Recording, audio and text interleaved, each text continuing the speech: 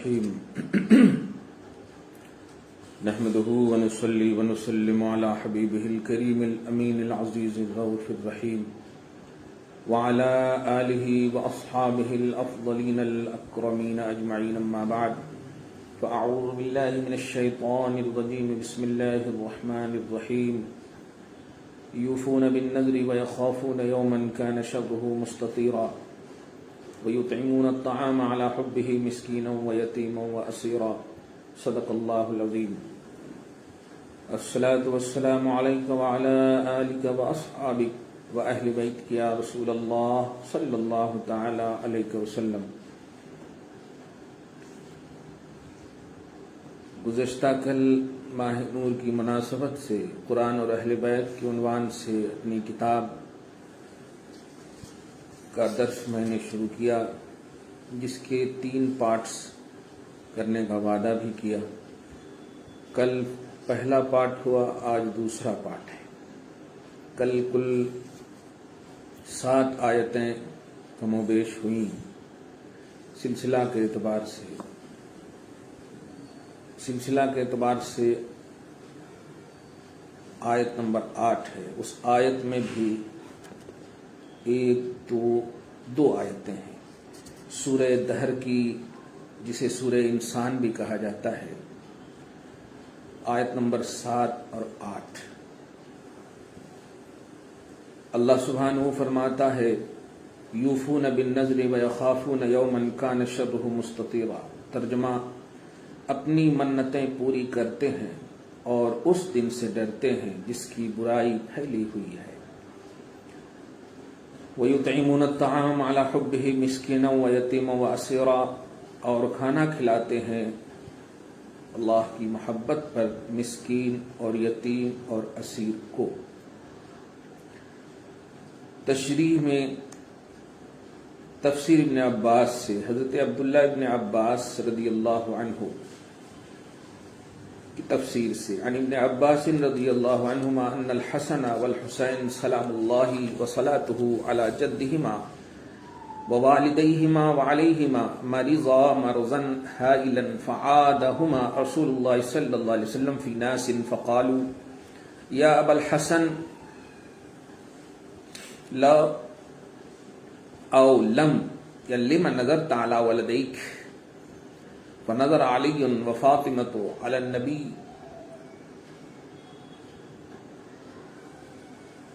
وعلیہما وابنیہما الصلاۃ والسلام وفضہ جاریۃ لہما صوم ثلاثۃ ایام ان برئا ثم لما برئا صاموا وما معهم شیء الی آخر الحدیث.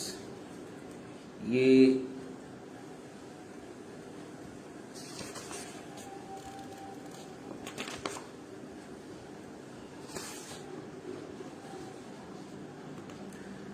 تفسیر جیلانی کے حوالے سے اسی آیت کے تحت دیکھیں گے آپ.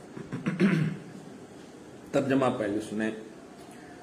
حضرت عبداللہ ابن عباس رضی اللہ عنہما سے مروی ہے کہ بے شک امام حسن اور حسین رضی اللہ عنہما وسلام اللہ علیہما جب سخت بیمار ہو گئے تو رسول اللہ صلی اللہ علیہ وسلم ان دونوں کے پاس چند صحابہ کے ساتھ تشریف لائے.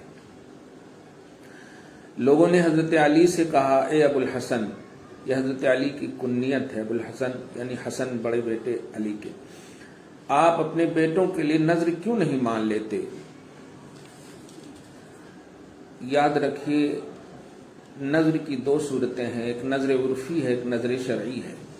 نذر شرعی یہ ہے کہ اللہ کے لیے خالص وہ عبادتیں جو آپ پر واجب نہیں ہے، کسی کام کے کرنے یا کسی کام کے موقوفہ فعل، یعنی یہ کام اس عبادت جو غیر واجب ہے اس عبادت پر موقوف کر دیں. مثلا کہیں کہ کوئی بیمار ہو، اے اللہ اگر یہ صحیح ہو گئے تو میں اتنے نفل نماز پڑھوں گی، اتنا مالی صدقہ کروں گی، یا پھر اتنے روزے رکھوں گی یا رکھوں گا.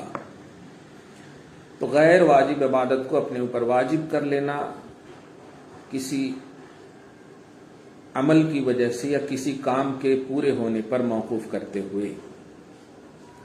چنانچہ یہ نظر شرعی ہے۔ اور ایک اور صورت بتا دوں، مطلب آج کے والدین اپنے بیٹوں کی، اپنے اولاد کی کامیابی کے لیے کہ اگر وہ صحیح سلامت واپس آ گئے تو میں درگاہوں پر ایک بکرا دوں گا،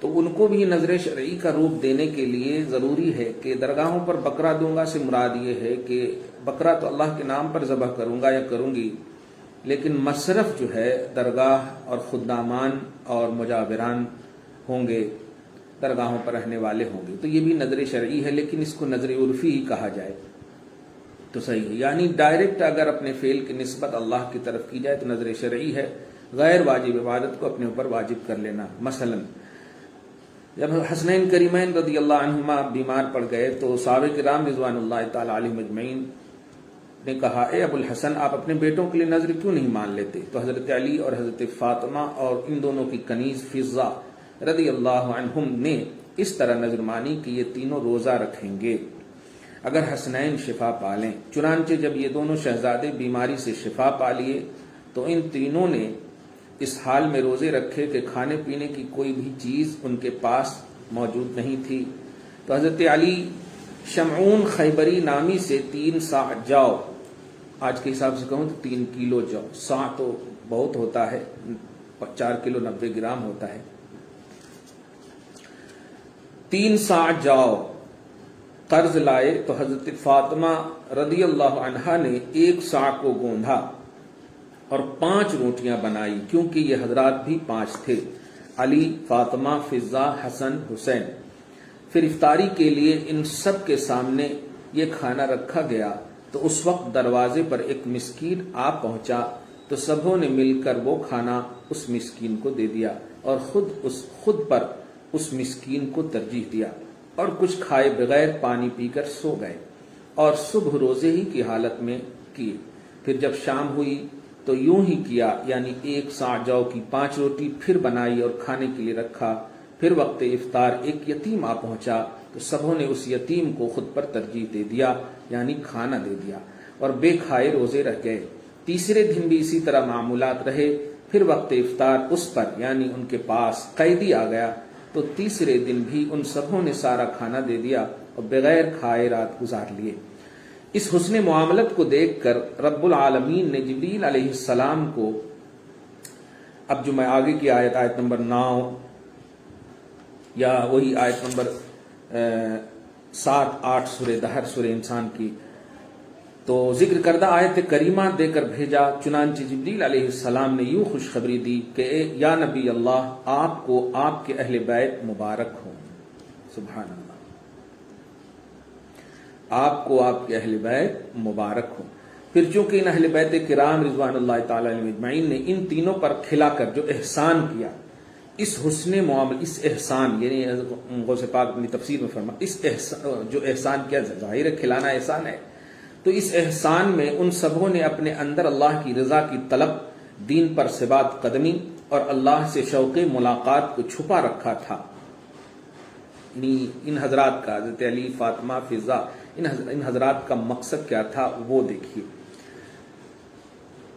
کہ اللہ کی رضا، دین پر ثبات قدمی اور اللہ سے شوق ملاقات۔ تو اللہ پاک نے ان کی نیتوں کے موافق ان کے حق میں یہ آیت کریمہ یعنی سورہ دہر کی آیت نمبر 9 اتاری۔ چنانچہ سیریل کے اعتبار سے بھی آیت نمبر 9 ہے، انما نطعمکم لوجہ اللہ لا نرید منکم جزاء ولا شکورا۔ سورہ دہر آیت نمبر 9، بے شک ہم تمہیں اے مسکین، اے یتیم، اے اسیر، خالص اللہ کی رضا کے لیے کھلاتے ہیں یا کھلائے ہیں اور کھلاتے رہیں گے، بدلے اور شکر گزاری ہمارا ارادہ نہیں ہے۔ سبحان اللہ۔ اور شہزادے جتنے ہیں اس شاہ کے، ان سب اہل مکانت پہ لاکھوں سلام۔ میرے امام، آپ کیا سمجھے اس آیت کریمہ سے؟ ایک لفظ کہہ دوں، اللہ سبحانہ نے سادات کرام خصوصاً اہل بیت اطہار کے گھروں کو سخاوت کا گھرانہ اور دین پر ثبات قدمی، اللہ کی رزاقیت پر کامل ایمان، اس طرح کہ اللہ پاک نے ان کے ایمان پر خود دلیل نازل کر دیا کہ انہوں نے تو میرے لیے کھلایا ہے، میں اب دسترخوان جنت ان کے لیے اتاروں گا۔ آج بھی ان کی سلسلۃ الذہب کی عظیم کڑیوں سے یہی امید اور دعا ہے کہ آپ سخاوت فکر میں، سوچ میں، عقیدت میں، عقیدے میں، اقدام میں، تمام معاملات زندگی میں لائیں اور یہ حق ادا کریں کہ آپ کے اصول پر اللہ دسترخوان جنت نازل کرتا اور آپ کی اصلوں پر اللہ سبحانہ نے اور ان کے دین پر استقامت اور ثبات قدمی کی دلیل نازل کرتا۔ آپ مریدوں سے نہیں بلکہ مراد بن کر کے مریدوں کے لیے رہیں، جیسے کل یتیم، مسکین اور اسیر کے لیے اہل بیت کا گھرانہ مراد کی شکل میں رہتا، آج بھی آپ ہم غریبوں کے لیے، ہم مسکینوں اور یتیموں کے لیے سہارا بنے، امید ہے۔ سلسلہ کے اعتبار سے آیت نمبر 10 دیکھیں، جس میں ایک نہیں بلکہ 19، 20، 21، 22، 23 یعنی کل 5 آیتیں ہیں، تو آپ سمجھ سکتے ہیں کہ 10، 5، 15 کل آیتیں ہوں گی۔ خیر، مرج البحرین یلتقیان بینہما برزخ لا یبغیان فبأی آلاء ربکما تکذبان۔ اس نے 2 سمندر بہائے کہ دیکھنے میں معلوم ہو ملے ہوئے اور ہے ان میں روک کہ ایک دوسرے پر بڑھ نہیں سکتا، تو اپنے رب کی کون کون سی نعمت کو جھٹلاؤ گے؟ ان میں سے موتی اور مونگا نکلتا ہے، تو اپنے رب کی کون کون سی نعمت کو جھٹلاؤ گے؟ عن ابن عباس رضی اللہ عنہما قال مرج البحرین یلتقیان علی و فاطمہ رضی اللہ عنہما بینہما برزخ لا یبغیان النبی صلی اللہ علیہ وسلم یخرج منہما اللؤلؤ والمرجان الحسن والحسین۔ تفسیر روح المعانی جزء 15 صفحہ نمبر 164۔ ترجمہ، حضرت عبداللہ ابن عباس رضی اللہ عنہما سے مروی ہے، فرماتے ہیں کہ 2 سمندر یعنی علی اور فاطمہ کو رب نے بہایا، اس حال میں کہ وہ دونوں ملتے ہیں، ان دونوں کے درمیان ایک ایسا برزخ سے مراد یعنی نبی صلی اللہ علیہ وسلم ہے کہ یہ دونوں ان کی نافرمانی نہیں کرتے۔ ان دونوں سے یعنی ان دونوں کی ملاقات سے نتیجے کے طور پر لؤلؤ یعنی حسن اور مرجان یعنی حسین نکلے گا۔ سبحان اللہ۔ تشریح اس آیت کے ضمن میں جو میں نے لکھا ہے، اس آیت کے ضمن میں یہ بات آپ کو بخوبی سمجھ میں آئی ہوگی کہ کس حسین پیرا میں اللہ پاک نے علی، فاطمہ، حسن اور حسین رضی اللہ عنہم یعنی اہل بیت کا تذکرہ فرمایا ہے۔ لیکن میں مذکورہ آیت کے حوالے سے ایک عظیم نقطہ کی طرف آپ کے ذہن کو پھیرنا چاہتا ہوں کہ کیا آپ نے غور کیا کہ ہر آیت کو پیش کرنے کے بعد اللہ پاک نے جنات اور انسان دونوں کو خطاب فبأی آلاء ربکما، کم بولتے ہیں سب کو اور کما بولتے ہیں 2 کو، کیا بولتے ہیں 1 کو، خطاب۔ اللہ پاک نے جنات اور انسان دونوں کو خطاب فرماتے ہوئے نعمتوں کی اہمیت کو اجاگر فرمایا ہے، یعنی اے انسانی اور اے جناتی گروہ، تم اللہ اپنے رب کی کون کون سی نعمت کو جھٹلاؤ گے؟ چنانچہ فرماتا اے جنات اور انسان تم اپنے رب کی کون کون سی نعمت، اب آپ ذرا غور کریں، یعنی علی، فاطمہ، حسن، حسین کو جھٹلاؤ گے؟ یعنی نہیں جھٹلانا۔ ان اہل بیت کو جو نعمت ہے، معلوم ہوا کہ اہل بیت کی عظمتوں کا اعتراف اللہ رب العزت انسان تو انسان جنات سے بھی چاہتا ہے۔ واہ کیا شان ہے اہل بیت اطہار کی رضوان اللہ تعالی علیہم اجمعین۔ یا خدا ان کی محبت دل میں ڈالے رکھ صدا، تاکہ ہو انسانیت کے زمرے میں میرا شمار۔ کیونکہ یہ سورہ جو ہے سورہ رحمان میں، سبحان اللہ۔ اب دیکھیے سلسلہ کے اعتبار سے آیت نمبر 6،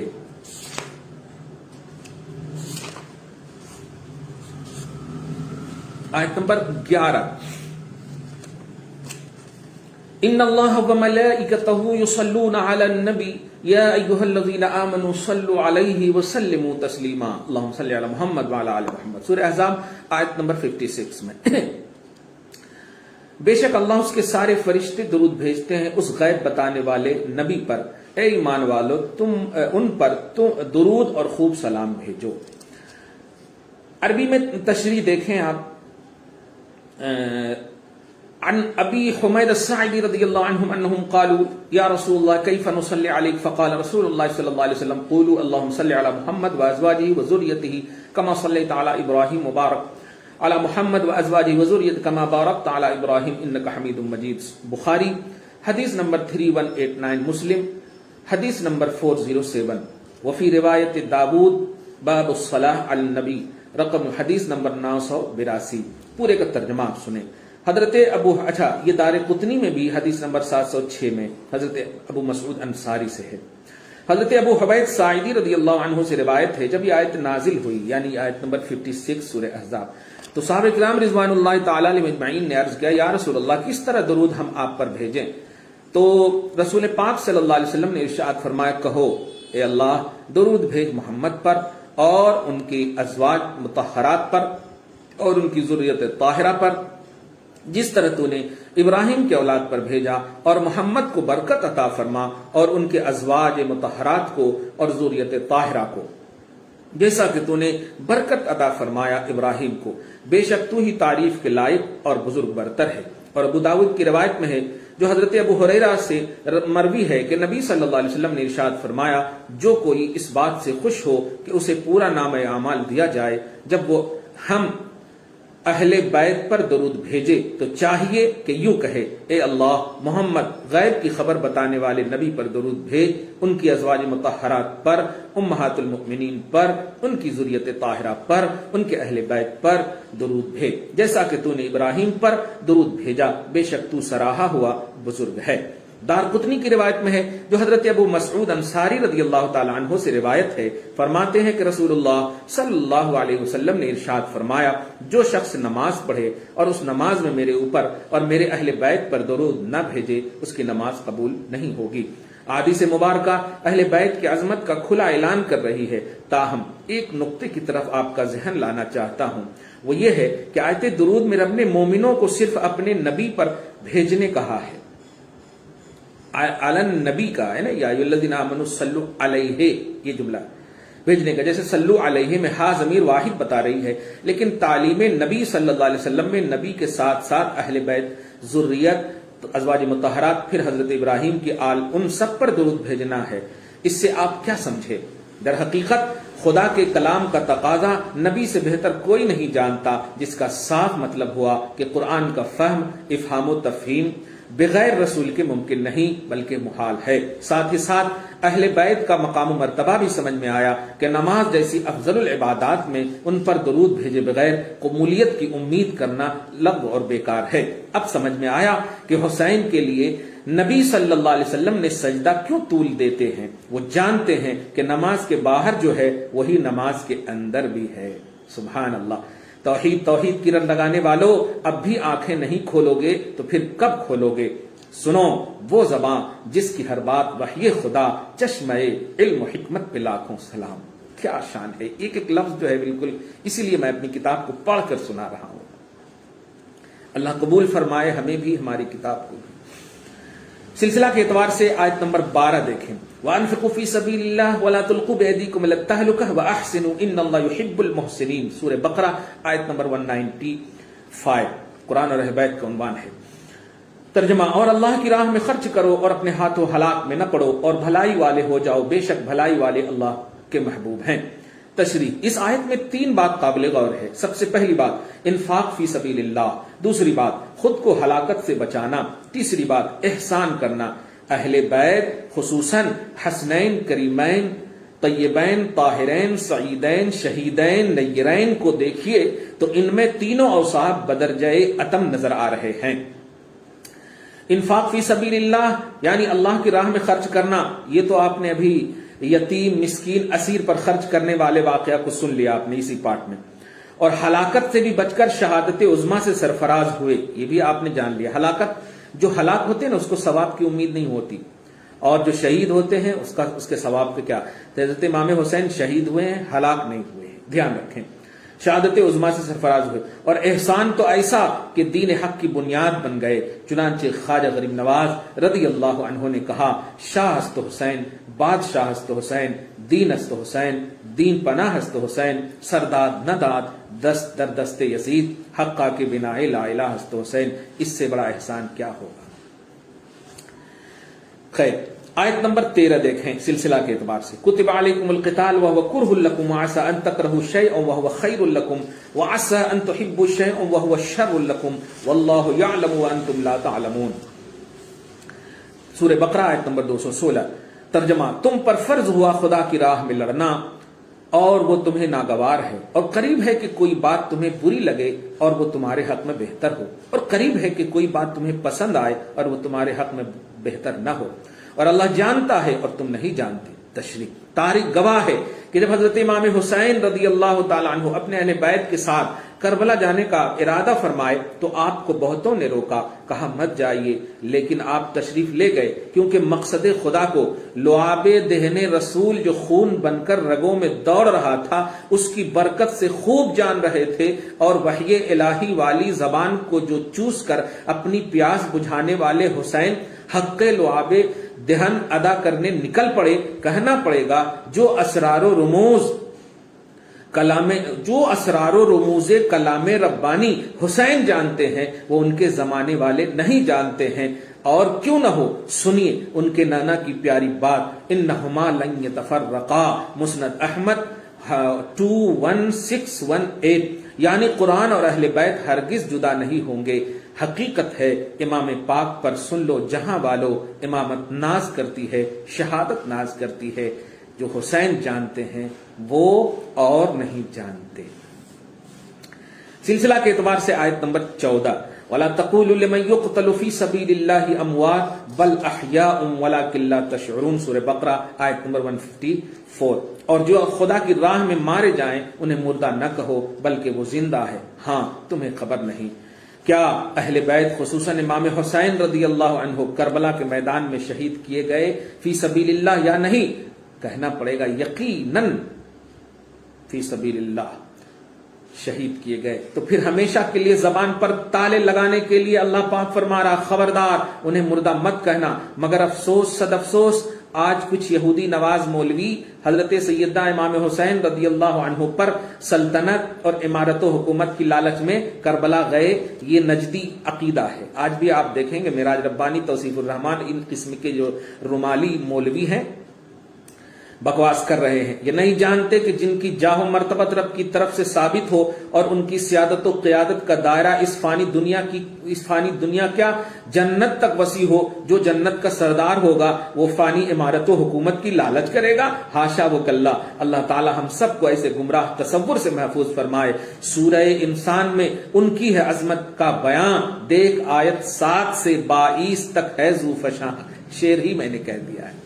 ایک آیت اور سن لیجئے، پھر باقی کل مکمل انشاءاللہ آخری پارٹ دوں گا۔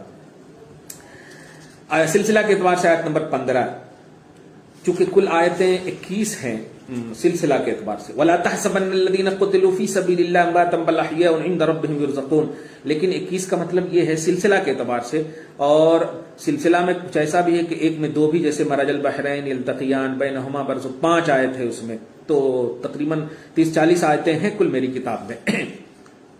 یہ میں نے اپنے تتبع اور تلاش سے، ورنہ بے حساب ہے ان کا تصور۔ ایک آیت ہی اگر کسی کے لیے پازیٹیو اتر جائے تو اس کے عظمت کا اندازہ لگا نہیں سکتے، یہاں تو میں نے بہت لکھ دیے ہیں الحمدللہ۔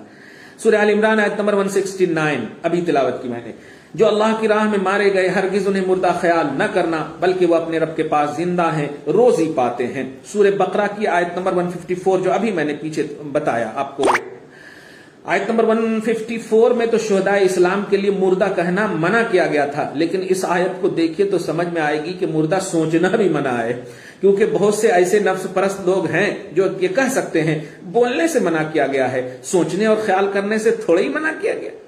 تو اللہ پاک نے سوچنے اور خیال و گمان سے بھی منع فرما کر ایک ذہن دیا کہ ان کے ذکر میں حیات افزائی، حوصلہ افزائی، ایمان افزائی کا پہلو رکھنا، پازیٹیوٹی رکھنا، رب ان پر عطاؤں کی بارش کرے اور بد نصیب خلق لب کشائی کرے، رب کہے یہ ہماری نوازشات سے خوش ہیں، انہیں کچھ خوف اور غم نہیں۔ آل عمران آیت نمبر 170۔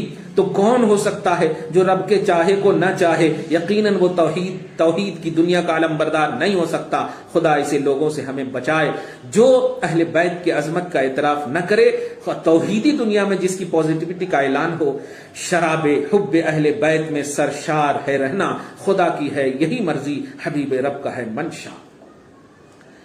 یہ کل آج 7 آیتیں میں نے آج بھی آپ کے سامنے، بلکہ 8 آیتیں سلسلہ کے اعتبار سے، ورنہ 8 5 13 کل 14 آیتیں آپ سنیں گے اطمینان سے تو آپ کو معلوم ہوگا۔